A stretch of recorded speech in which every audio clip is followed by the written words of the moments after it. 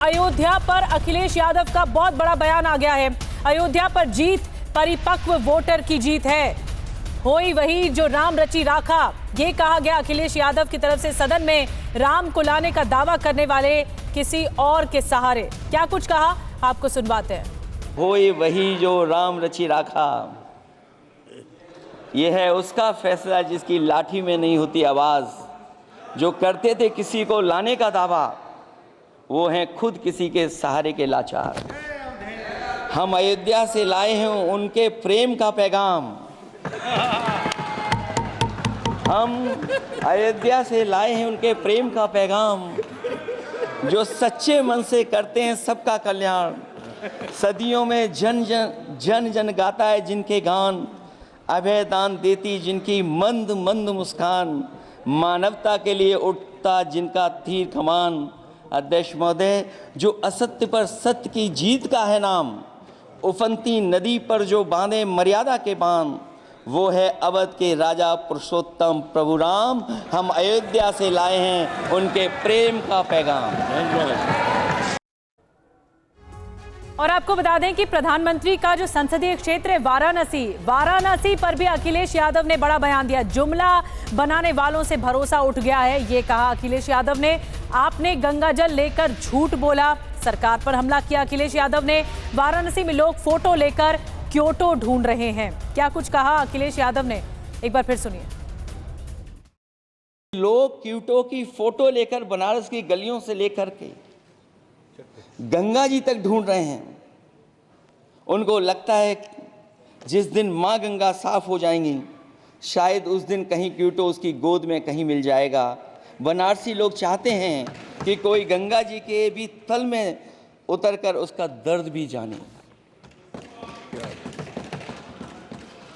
उत्तर प्रदेश की जनता का बस यही आग्रह है कि जिस गंगा जल को हाथ में लेकर सच कहने की कसम खाई जाती है, कम से कम उस गंगा जल से तो झूठ ना बोला जाए।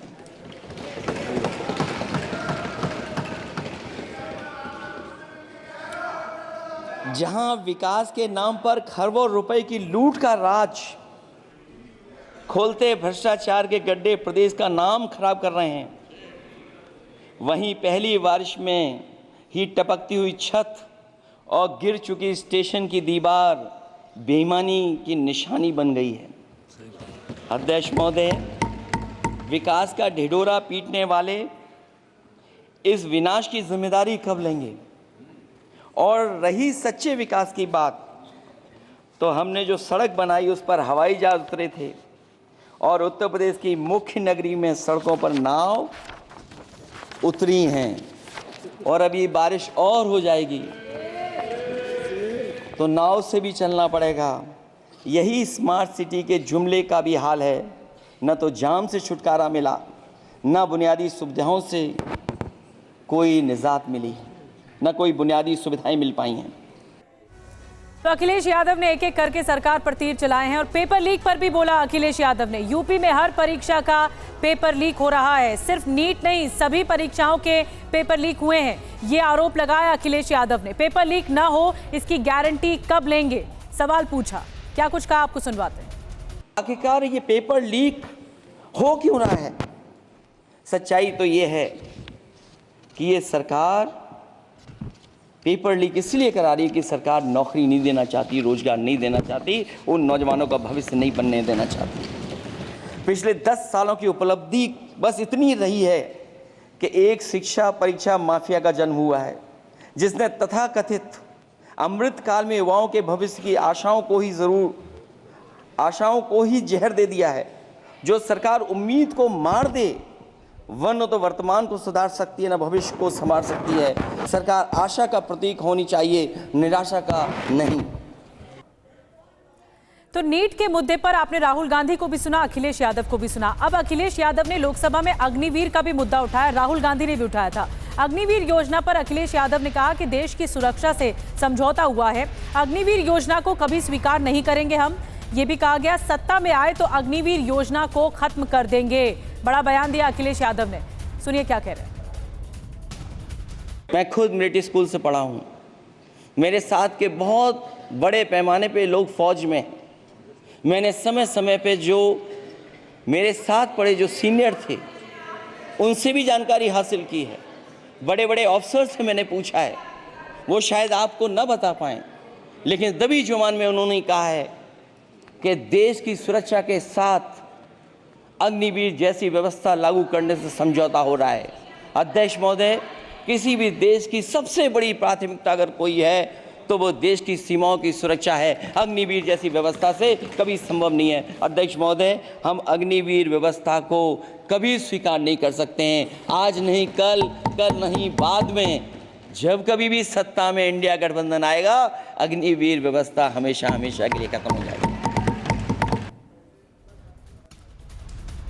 और इस बीच एक और अहम खबर आपको बता दें, किसानों को लेकर भी अखिलेश यादव का सरकार पर हमला सामने आया है। किसान की आय दोगुनी नहीं हुई। अखिलेश यादव ने आरोप लगाया सरकार पर कि यूपी में कोई नई मंडी नहीं बनी। जो सरकार मंडी नहीं बना सकती, एमएसपी क्या देगी? अखिलेश यादव ने क्या कुछ कहा, आपको सुनवाते हैं। उन्होंने कहा कि हम आय किसानों की दोगुनी कर देंगे। आज किसान पूरा देश का देख रहा है कि उसकी आय कहां दोगुनी हो गई। और जिस तरह महंगाई बढ़ी है, सरकार बताए कि महंगाई इस बढ़ने पे उसकी आय कितनी होनी चाहिए। और जो इंफ्रास्ट्रक्चर की बड़ी बड़ी बातें की गई थी कि एमएसपी लागू करने के लिए एग्रीकल्चर सेक्टर का इंफ्रास्ट्रक्चर तैयार होगा, लेकिन जहां तक मैंने उत्तर प्रदेश में देखा है, अगर इस सरकार में एक भी नई मंडी बनी हो तो मुझे सरकार बता दे। अध्यक्ष महोदय, जो इंफ्रास्ट्रक्चर एग्रीकल्चर सेक्टर में बनाने की बड़ी बात कही थी, अगर सरकार की तरफ से एक भी मंडी 10 साल में बनी हो तो जरूर सरकार बताए। जो सरकार मंडी नहीं बना सकती है उस पर एमएसपी का भरोसा कैसे कर सकते हैं?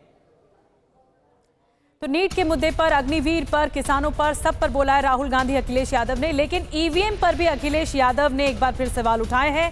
80 सीट अगर वो जीत भी जाए, उन्होंने कहा कि सदन में अगर वो 80 सीटें यूपी से जीत भी जाते हैं तो भी ईवीएम पर भरोसा उन्हें नहीं होगा। ईवीएम से जीतकर ईवीएम को हटाएंगे। ईवीएम पर कल भी भरोसा नहीं था और आज भी भरोसा नहीं है। ईवीएम का मुद्दा न मरा है न मरेगा और महफिल कोई और लूट ले गया। ये तंज कसा अखिलेश यादव ने। क्या कुछ कहा, आपको सुनवाते हैं। मॉडल ऑफ कंडक्ट जब चुनाव हुआ, लागू हुआ, उस समय मैंने देखा कि कुछ लोगों पर मेहरबान रही सरकार और कमीशन भी। कई, मैं बहुत डिटेल में नहीं जाना चाहता हूं अध्यक्ष महोदय,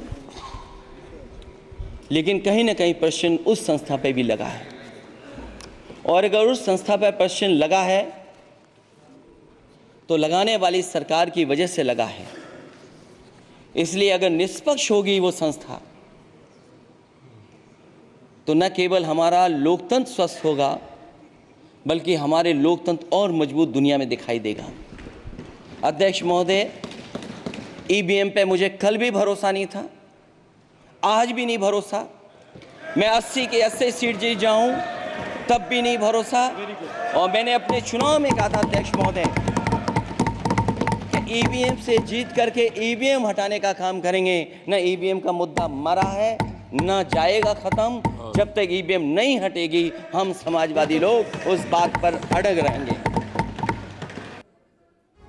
बहरहाल आगे बढ़ेंगे। आज की एक और बड़ी खबर ये रही कि एनडीए सांसदों की मीटिंग आज हुई और जिसमें प्रधानमंत्री नरेंद्र मोदी ने कहा चाय वाला फिर प्रधानमंत्री बना, इसीलिए विपक्ष को छटपटाहट है। नेहरू के बाद कुछ रिमोट वाले प्रधानमंत्री रहे, तीसरी बार जीत से उनको परेशानी हो रही है। उनको यानी विपक्ष को परेशानी हो रही है, ये कहा प्रधानमंत्री नरेंद्र मोदी ने एनडीए की सांसदों की बैठक में, जिसकी अध्यक्षता प्रधानमंत्री मोदी कर रहे थे। और ये मोदी मंत्र सामने आया। आइए आपको बताते हैं संसदीय दल की बैठक में मोदी मंत्र, मोदी संदेश क्या सामने आया। नेहरू के बाद कई प्रधानमंत्री रहे, कुछ प्रत्यक्ष डायरेक्ट, तो कुछ रिमोट से उन्हें बेचैनी नेहरू के बाद हो रही है और वो लगातार तीसरी बार नहीं जी पाए।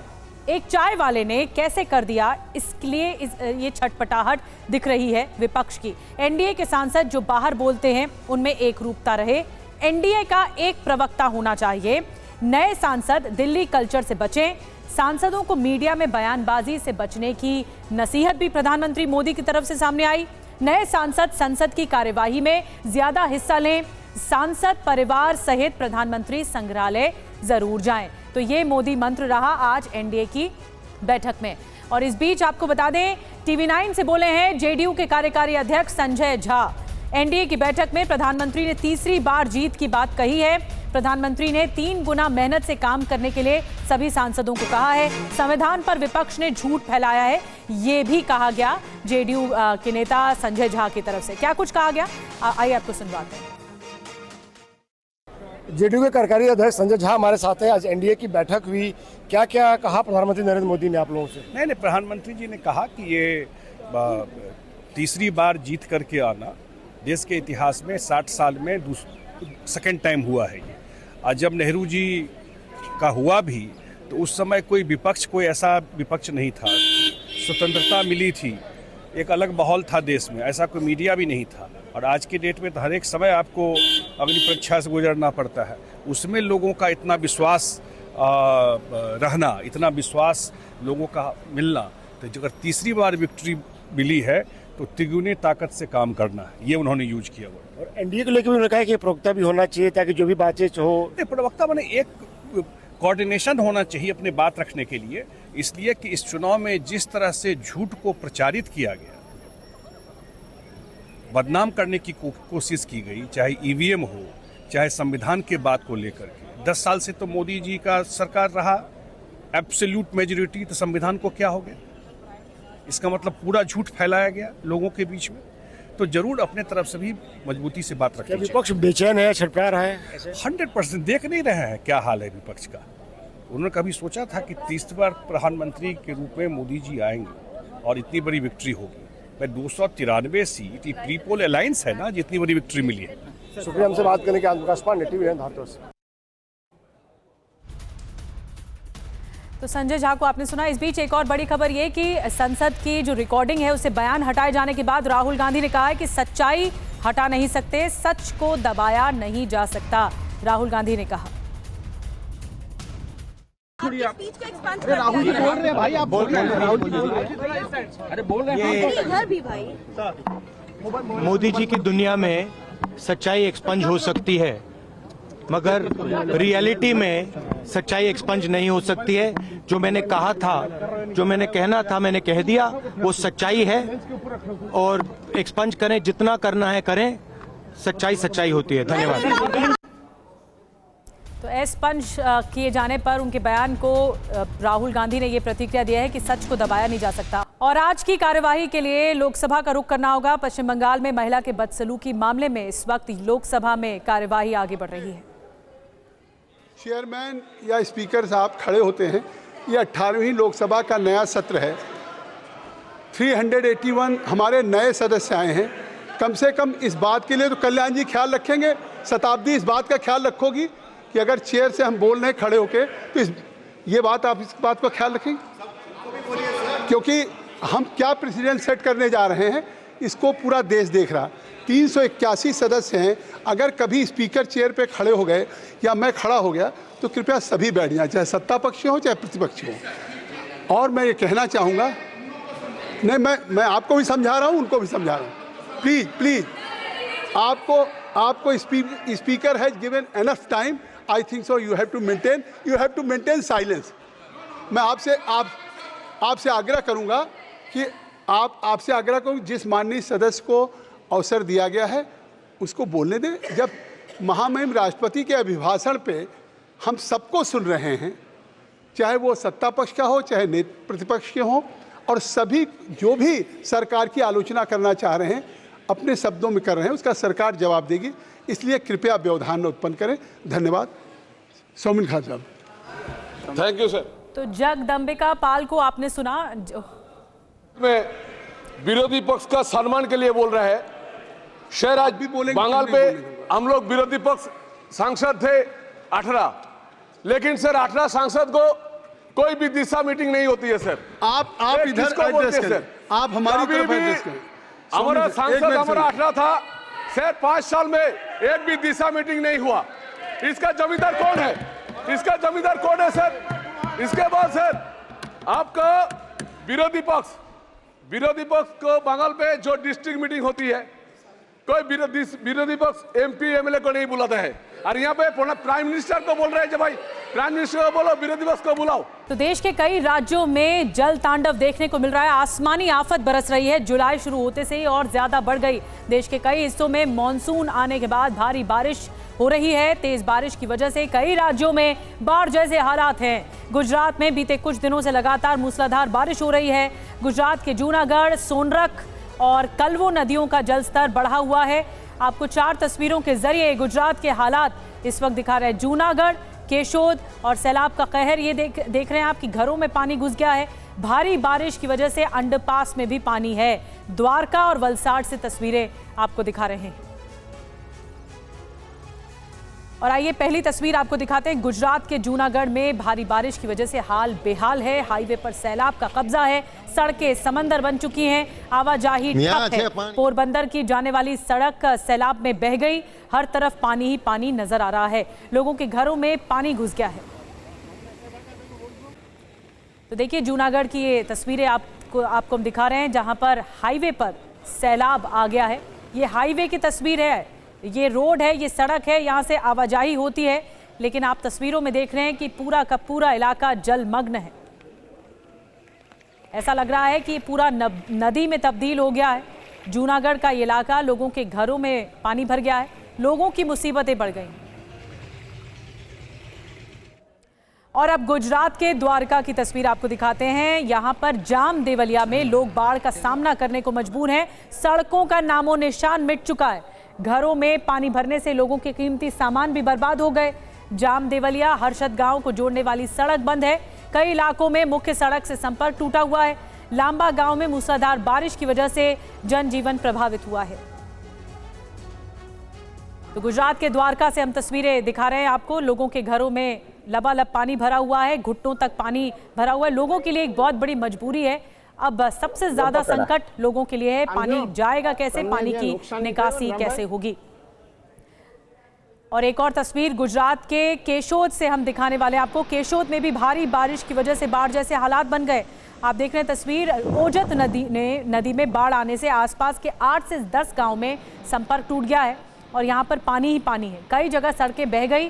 कई रास्तों पर पानी का कब्जा है। कई जगह छोटे छोटे सीमेंट और मिट्टी के बनाए गए तटबंध टूट चुके हैं। गांव में पानी घुसने से हालात काफ़ी गंभीर हो गए हैं।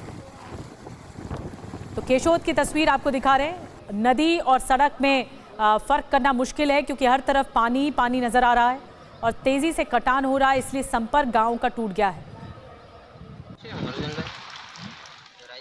और केशोद के बाद आगे बढ़ेंगे। गुजरात से एक और तस्वीर आपको दिखाते हैं, डरा देने वाली तस्वीर। ये तस्वीरें वलसाड की है। लगातार हो रही बारिश की वजह से शहर के कई इलाकों में जल जमाव हो गया है। रेलवे लाइन के नीचे बने अंडरपास में भी इतना ज्यादा पानी जमा हो गया है कि उसे आवाजाही के लिए बंद करना पड़ा। भारी बारिश की वजह से काम पर निकलने वालों को परेशानी का सामना करना पड़ रहा है। तो वलसाड से आपको तस्वीरें दिखा रहे हैं। ये अंडरपास का इलाका है। देखिए किस तरह आवाजाही पूरी तरह से ठप है। हर तरफ पानी है। ये सड़क का इलाका है जहां पर पानी भरा हुआ है। तो वलसाड के बाद आगे बढ़ते हैं, बात जूनागढ़ की करते हैं। जूनागढ़ में फंसे लोगों ने अपनी परेशानी बताई है कि किस मुसीबत में इस वक्त वो हैं। सुनिए उनकी परेशानी। बाढ़ ऊपर के एरिया में बहुत ज़्यादा बारिश होने के वजह से इधर ज़्यादा पानी आ गया है और अभी इधर भी बारिश चालू ही है। अभी क्या है, पानी का आवक ज़्यादा है और जावक कम है। कौन सी नदी का पानी, कैसे पानी आता है? वो वेणु डैम है ना, उसका पानी आता है इधर। गोंडल, राजकोट, उपलेटा, सभी सिटी का पानी यहाँ से जाके निकलता है। हम सराड़िया रोड पे फंस गए हैं। सुबह 10:30 बजे से फंस गए हैं। हम सत्ता पर जा रहे थे परिवार के साथ, पर यहाँ गाड़ी का पानी आ गया तो हम रुक गए हैं। कौन सी नदी का पानी है, कहाँ से आया है? ये पानी कहते हैं जसदन विछिया बाजू से आया है, भादर नदी का है। और आगे जो गांव है वहाँ डैम ओवरफ्लो हो गया है, उसका पानी रोड पे आ गया है। तो हम पानी की राह देख रहे हैं। जब पानी कम होगा तब हमारी गाड़ी निकलेगी, तब हम निकलेंगे। 10:30 11 बजे से हम यहाँ रुके हैं। यहाँ रात को 12 बजे से ये पानी यहाँ आगे हमारे घर में पानी घुस गया था।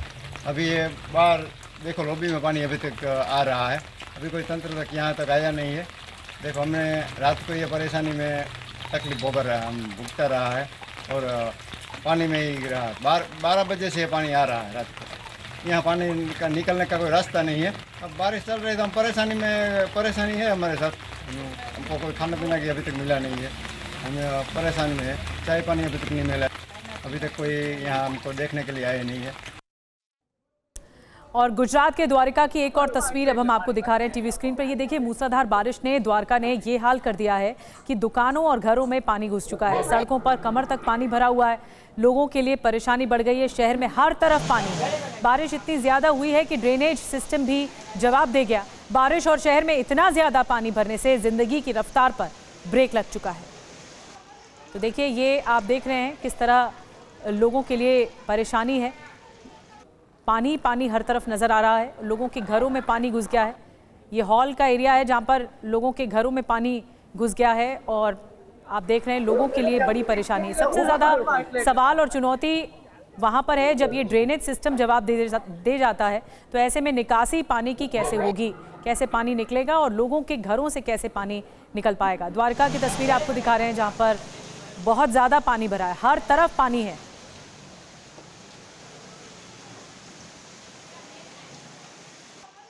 तो पूरे गुजरात में हालात खराब हैं। सूरत की बात की जाए तो सूरत से तस्वीर आपको दिखा रहे हैं। ड्रोन से ली गई इस तस्वीर में हर तरफ पानी पानी दिखाई दे रहा है।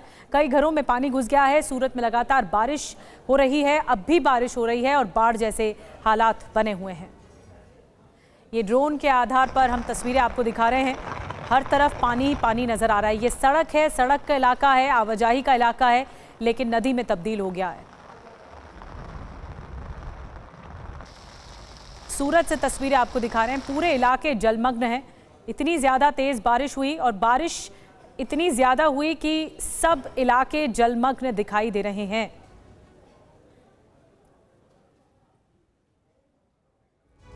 और आइए अब गुजरात के सोमनाथ आपको लिए चलते हैं। गुजरात के गिर सोमनाथ की ये तस्वीर देखिए।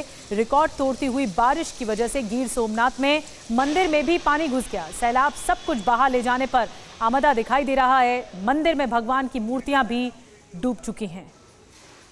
ये मंदिर पूरा आधा डूबा हुआ नजर आ रहा है। आप देख रहे हैं मंदिर का गर्भगृह ये आधा डूबा हुआ नजर आ रहा है। बाढ़ जैसे हालात है। गिर सोमनाथ की तस्वीरें गुजरात से आपको दिखा रहे हैं। गुजरात में हालात डरा देने वाले हैं। कई जगहें, कई जिले गुजरात के प्रभावित हुए हैं।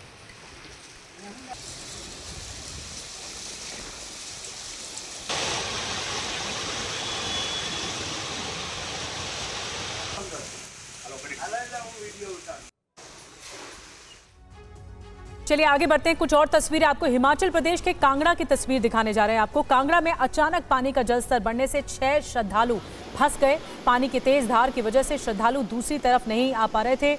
माता दर्शन के लिए आए श्रद्धालु नहाने के दौरान फंस गए थे। स्थानीय लोगों और रेस्क्यू टीम ने फंसे श्रद्धालुओं को रस्सी के सहारे निकाला है। इस तरह पगडंडी बनाकर रस्सी के सहारे निकाला है। फंसे लोगों को एक एक कर लाइफ सेविंग जैकेट पहनाकर रस्सी के सहारे निकाला गया और इनकी जान बचाई गई।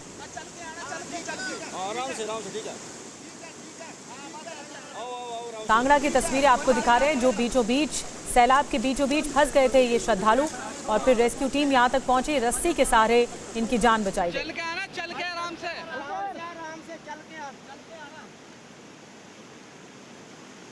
हाँ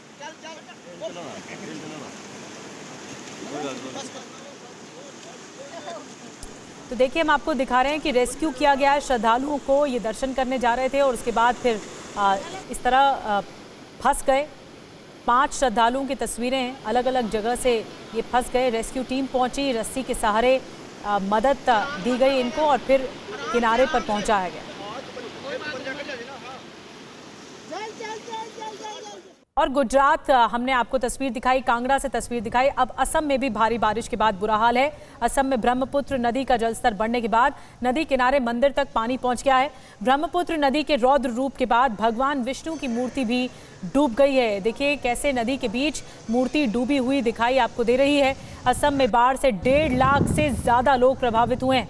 ब्रह्मपुत्र नदी उफान पर है। जलस्तर अब भी खतरे के निशान को पार करता हुआ दिख रहा है। हालात ऐसे ही बने हुए हैं। ऊपर से तेज बारिश की वजह से और हालात बिगड़ते हुए जा रहे हैं। 1.5 लाख से ज़्यादा लोग प्रभावित हैं। बाढ़ जैसे हालात बन गए। गुवाहाटी की तस्वीर आपको दिखा रहे हैं, असम की, जहां पर पानी का जलस्तर बहुत बढ़ा हुआ है। और इस बीच ब्रह्मपुत्र नदी का जलस्तर बढ़ने से मोरीगांव जिले के कई गांव में बाढ़ जैसे हालात हैं। गांव में लोगों के घरों में पानी घुसने लगा है और सड़क पर पानी आने की वजह से लोगों को एक जगह से दूसरी जगह जाने के लिए नाव का सहारा लेना पड़ रहा है। ये मोरीगांव से तस्वीरें हैं। यहां पर भी पानी का जलस्तर बढ़ा हुआ है। कई गांव का संपर्क टूटा है और नाव ही एक सहारा है लोगों के लिए, आवाजाही के लिए। और कुछ ऐसा ही हाल असम के गोलाघाट का भी है। गोलाघाट जिले के डेरगांव समेत कई इलाके में बाढ़ की चपेट में इलाके आ चुके हैं। सैलाब की वजह से कई जगह सड़कें बह गई हैं। गोलाघाट के कई गांव बाढ़ में डूब गए हैं। प्रभावित लोग सड़कों पर अस्थायी आसरा लेकर बैठे हैं। राहत और बचाव की टीम लोगों की मदद करने और उन्हें बाढ़ क्षेत्र से निकालने में जुटी है। ये गोलाघाट की तस्वीरें असम की आपको दिखा रहे हैं, जहां पर रेस्क्यू किया जा रहा है लोगों को। सैलाब में सड़कें बह गई हैं। राहत बचाव की टीम यहां तक पहुंची है और लोगों को निकाला जा रहा है। एक सुरक्षित जगह पर पहुंचाने की कोशिश की जा रही है। तेज बारिश अब भी हो रही है और बारिश मुसीबत बढ़ा रही है। और असम के बाद अब सीधे रुख करेंगे उत्तर प्रदेश का। उत्तर प्रदेश में ऐसा ही हाल है। मुरादाबाद में कई घरों में पानी घुस गया है। जल निकासी नहीं हो पाने की वजह से 24 से ज्यादा घर पानी में गिर गए हैं। और आपको बता दें कि भोलनाथ कॉलोनी में बाढ़ जैसे हालात बन गए। घरों में फंसे लोगों को नाव के जरिए निकाला गया है।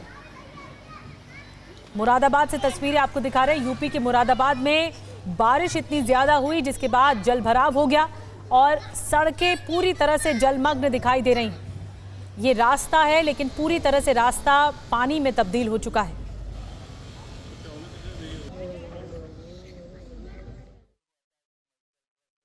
इस वक्त मैं मौजूद हूं मुरादाबाद जनपद के मझोला इलाके के भोलानाथ कॉलोनी में। आप देख सकते हैं चारों तरफ जहां आपकी निगाह जाएगी वहां जल भराव हुआ है। अगर बात करें मुरादाबाद में बीते कई दिनों से वर्षा हुई है जिसका असर भी देखने को मिला है। वर्षा के बाद यहाँ पर एक नाला है जिसका पानी इस कॉलोनी में आ गया है। यहाँ के रहने वाले स्थानीय लोगों के सामने काफी सारी परेशानियों का सामना करना पड़ रहा है। स्थानीय लोग सिर्फ इस नाव का सहारा लेकर अपने घर जा रहे हैं। डेली आना जाना होता है मेरा। 2 दिन तो अभी बोट नहीं आई थी तो पूरे 2 दिन घर पर रहे थे। खाना पीना भी मुश्किल हो गया था, बाहर निकलना। तो हर बार सीजन जब भी बारिश का आता है तो उधर की साइड नाला टूटा हुआ है, वो वहां से आ जाता है पानी। कभी ये बन के नहीं दिया तो उसकी वजह से हर बार इतना पानी भर जाता है। हमारे घर के बेसमेंट मरा हुआ है, उसके अंदर भी इतना पानी भर जाता है कि आदमी उसके अंदर भी डूब सकता है। कितने लोगों के रहने रहे हैं आसपास? यहाँ समथिंग 150 घर हैं, आपको देख सकते हो। काफी परेशानी हो रही है। बहुत होती है। जितनी बार आती है उतनी बार पानी भरा मिलता है। समस्या होती है घर जाने। बहुत होती है। घर में भी बेसमेंट बना हुआ है, वहाँ पर भी पानी भर चुका है। यहाँ कोई फैसिलिटी हो ही नहीं रही है, हर बार पानी भरा मिलता है। अधिकारियों से शिकायत भी करी होगी यहाँ के लोगों ने? बहुत बार की है जी। अधिकारियों से शिकायत करी, क्या कुछ कहा? वो हर बार यही बोलते हैं कि नेक्स्ट ईयर हो जाएगा आपका प्रॉब्लम सॉल्व, लेकिन कभी भी नहीं होता है। कम से कम 3-4 साल से मैं देख रहा हूँ, नहीं होता है यहाँ पे सॉल्व। ये नाले के द्वारा पानी आता है यहाँ पे। नाला जब तक ऊंचा नहीं होगा तब तक पानी यहाँ पे आता ही रहेगा। कितने सालों से इस समस्या का सामना करना? जी हमें तो यहाँ पे 15 साल हो गए रहते रहते, 15-20 साल हो गए। हर बार बारिश में यही समस्या? जी हर बार बारिश में यही समस्या। अधिकारियों से शिकायत करी कुछ? जी अधिकारियों से शिकायत करी थी। तो ये तो बात हुई देश की, लेकिन दुनिया का भी कुछ ऐसा ही हाल है। दुनिया के किन किन देशों में बाढ़ बारिश से कहर मचा हुआ है, आइए आपको बताते हैं। दक्षिण पश्चिम चीन में बाढ़ में फंसे हजारों लोग। गुइझाओ प्रांत में लगातार 24 घंटे तक बारिश हुई है। आपको बता दें कि 68.7 मिलीमीटर बारिश से उफान पर वुआंग नदी है। 6000 से ज्यादा लोगों का रेस्क्यू हुआ है। 2 जुलाई तक बारिश जारी रहने की आशंका चीन में जताई गई है।